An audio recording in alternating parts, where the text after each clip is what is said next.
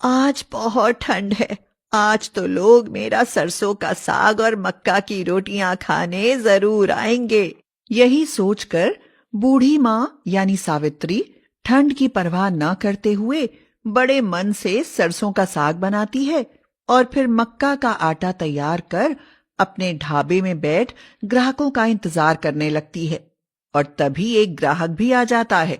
ओह, आज तो बहुत ठंड है और भूख भी लगी है। अम्मा, खाने में क्या मिलेगा? सरसों का साग और मक्का की रोटियां है बेटा, लगाऊं? कुछ और नहीं है क्या अम्मा? नहीं बेटा, यहाँ तो बस सरसों का साग और मक्का की रोटियां ही मिलती हैं। अरे खाकर तो देखो बेटा, साग में मक्खन डाल कर दूंगी। अरे रहने दो अम्मा, भला ये भी कोई खाना है? मुझे नहीं खाना।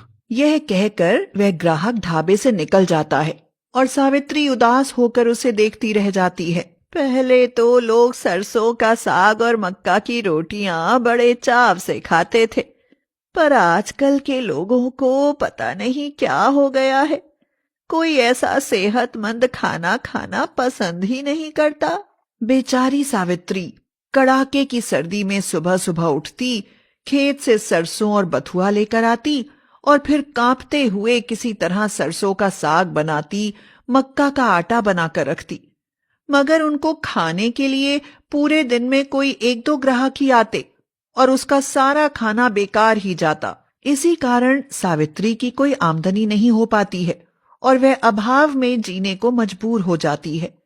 वह रोने लगती है और रोते रोते उसे वह दिन याद आ जाता है जब सर्दियां शुरू होने से पहले वह अपने बेटों के घर गई थी। बेटा रमेश, अब सर्दियां आ गई हैं। भला मैं तुम लोगों से दूर अकेली कैसे रह पाऊंगी? तुम मुझे अपने घर रख लो। ठीक है माँ। क्या ठीक है माँ? ये सुरेश भी तो इनका बेटा है, फिर इनके घर क्यों नहीं रह लेती माँ जी? हमारे घर में इतनी जगह ही कहाँ है कि हम माँ जी को अपने साथ रख लें। वैसे भी इस ठंड में मैं इनका ख्याल ना रख पाऊंगी। हाँ, तो मैं ही क्यों रखूं? बेटा सुरेश, ये बहुएं क्या कह रही हैं? माँ, जब यही तुम्हारा ख्याल नहीं रख सकती तो भला हम कैसे रख सकते हैं? हमें तो काम पर जाना होता है ना। माँ, तुम अपने पुराने घर में ही रहो। हमसे तुम्हारे लिए जो बन पड़ेगा वही कर देंगे। ठीक है बेटा, जब अपने पेट के जाए ही बदल गए तो फिर इन दूसरों की जाई बहुओं से क्या गिला। यही बात याद आते ही सावित्री के आंसू थमने का नाम नहीं लेते। वह काफी देर तक रोती रहती है, मगर तभी उसके पास जोकर जैसा एक बौना ग्राहक आता है और पूछता है, माई, बहुत भूख लगी है, खाना मिलेगा क्या? हाँ हाँ मिलेगा बेटा, आओ बैठो। सावित्री के यह कहने पर बौना आदमी उसके ढाबे में आकर बैठ जाता है और सावित्री उसके सामने सरसों का साग और मक्का की रोटियां रख देती है। सरसों का साग और मक्का की रोटियां देख बौना खुशी से झूम उठता है। हा, सरसों का साग और मक्का की रोटियां, वाह मजा आ गया। माई, आपने तो मेरा मनपसंद खाना बनाया है। पर लोग तो इसे घास फूस का खाना समझते हैं बेटा, कोई खाना ही नहीं चाहता। माई चिंता ना करो, सब खाएंगे। पहले मैं खा लूं, बहुत भूखा हूँ। हाँ हाँ खा बेटा खा, मैं तुझे गरम गरम रोटियां सेक कर दूंगी। यह कहकर बौना रज कर खाना खाता है और फिर डकार लेते हुए कहता है, माई, गरम गरम सरसों का साग और मक्का की रोटियां खाकर तो आनंद आ गया। यह कहकर बौना सावित्री को सोने का एक सिक्का देते हुए कहता है, ये लो माई, खाने का पैसा। सोने का सिक्का?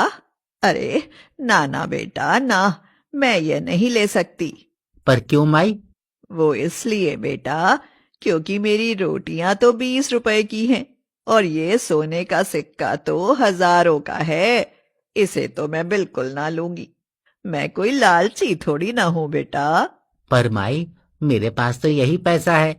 तो दुखी ना हो बेटा, तूने खाना खा लिया, अब तू जा। यह सुनकर बौना सिक्के को अपनी जेब में डाल लेता है और कहता है, जाऊं कहाँ माई, मेरा तो दुनिया में कोई नहीं है। माई, क्या मैं इस सर्दी आपके पास रह सकता हूँ? मैं आपके ढाबे में सरसों का साग और मक्का की रोटियां बनाऊंगा, तो देखना आपका ढाबा खूब चलेगा। अरे, मुझ बुढ़िया की ऐसी किस्मत कहाँ बेटा। फिर भी तू यही चाहता है तो रह सकता है। तेरे कारण मेरा भी दिल लगा रहेगा। यह कहकर सावित्री बौने को अपने ढाबे में रख लेती। बौना पहले दिन से ही ढाबे का सारा काम संभाल लेता है और सुबह जब तक सावित्री सोकर उठती, उससे पहले ही खेतों से सरसों, बथुआ आदि ले आता और सरसों का साग बनाकर रख देता। रोटी बनाने के लिए मक्का का आटा भी तैयार कर देता। यह देख सावित्री फूली नहीं समाती। अरे वाह बौना बेटा, तू तो बड़े काम का निकला रे। तूने तो मेरे उठने से पहले ही खाने की सारी तैयारी कर ली। पर पर क्या माई? पर इस खाने के लिए ग्राहक भी तो चाहिए। वे कहाँ से आएंगे बेटा? आएंगे माई, देखना बहुत लोग आएंगे। आज से जो भी हमारा सरसों का साग और मक्का की रोटियां खाएगा, उंगलियां चाटता रह जाएगा। काश ऐसा हो जाए बेटा। देखना माई, ऐसा ही होगा। उस दिन बौने की यह बात सच ही हो जाती है। उनके ढाबे पर अच्छे ग्राहक आते हैं और जो भी खाना खाता है सचमुच उंगलियां चाटता रह जाता है। अरे वाह, क्या लाजवाब स्वाद है। ऐसा सरसों का साग और मक्का की रोटियां तो पहले कभी नहीं खाई बूढ़ी अम्मा। उस दिन के बाद तो सावित्री का ढाबा चल ही निकलता है। सरसों का साग और मक्का की रोटियां सबको भा जाती हैं और ढाबे पर खाने वालों की लाइन लग जाती है। सावित्री के पास खूब सारे रुपए आने लगते हैं। बौना सावित्री से कहता है, क्यों माई, अब तो खुश हो ना? तेरा सरसों का साग और मक्का की रोटियां जादुई बन गए ना? हाँ बेटा, बन गए। तो अब भी फटे पुराने कपड़ों और पुरानी फटी चादर ओढ़कर ठंड में कांपती क्यों रहती हो माई? अपने लिए गर्म कपड़े और शॉल खरीद लो ना। तूने ठीक कहा बेटा। अब तो मैं अपने साथ साथ तेरे लिए भी गरम कपड़े खरीद कर लाऊंगी। हाँ। कुछ ही दिनों में सावित्री की तो जैसे जिंदगी ही बदल जाती है। उसका ढाबा सरसों का साग और मक्का की रोटियां खाने वालों की मनपसंद जगह बन जाता है और सावित्री अपने गरीब ढाबे को एक शानदार ढाबे में बदल देती है। बौना खाना बनाता है और सावित्री सेठानी की तरह गल्ला संभालती है। फिर सर्दी खत्म होते होते सावित्री अपने लिए एक सुंदर घर भी बनवा लेती है। क्यों माई, अब तो तुम्हारे लिए घर भी बन गया। अब तो खुश हो ना? हाँ बेटा, बहुत खुश हूं। जो साथ अपनी औलाद ने नहीं दिया, गैर होकर तुमने दिया। काश मेरे बेटे भी तुम्हारी तरह होते। यह कहकर सावित्री रोने लगती है। रो मत माई, तेरे बेटे भी मेरे जैसे हो जाएंगे। अरे ना, वे तो ऐसे कभी हो ही नहीं पाएंगे। समय बीतता जाता है और एक दिन रमेश और सुरेश दोनों रोते हुए सावित्री के पास आते हैं। सुरेश कहता है, माँ, हम लुट गए माँ। हम दोनों के बेटे बहुत बीमार हैं। इनके इलाज में हमारा घर तक बिक गया, पर ये ठीक ना हुए। हमारे बेटे सूख कर कांटा हो गए हैं। इन्हें बचा लो माँ जी। आपके पास तो पैसा है। उनकी बातें सुनकर बौना कहता है, इन्हें तो मर ही जाने दो माई, हो सकता है बड़े होकर ये भी तेरे बेटों के जैसे निकम्मे निकले। बौने की यह बात सुनकर सावित्री को बौने पर बहुत गुस्सा आता है और वह उसे लताड़ते हुए कहती है, अरे तूने यह कैसे कहा कि मेरे पोते भी मेरे बेटों जैसे निकम्मे निकलेंगे? भले तूने मेरी मदद की है, पर अब सर्दियां बीत गई हैं। जा, निकल जा मेरे घर से। सावित्री के यह कहते ही बौना एकाएक जिन्न बन जाता है और हंसते हुए सावित्री से कहता है,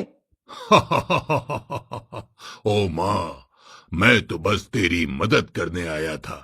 लो, तेरे पोतों को मैं भी ठीक किए देता हूँ। अब अपने बेटों के साथ खुश रहे। अच्छा, मैं चला माई।